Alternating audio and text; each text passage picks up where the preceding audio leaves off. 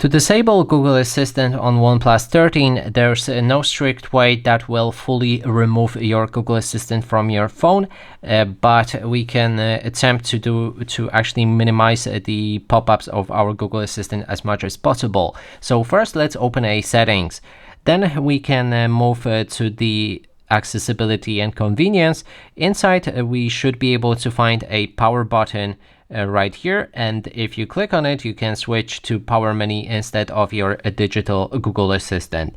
Now if you hold a power button, it won't call out your Google Assistant. Instead, you will see a power menu. Next thing we can do is in System and Update. We can select System Navigation, and then there's the Digital Assistant from Google that you can just deactivate now if it shouldn't pop up anywhere.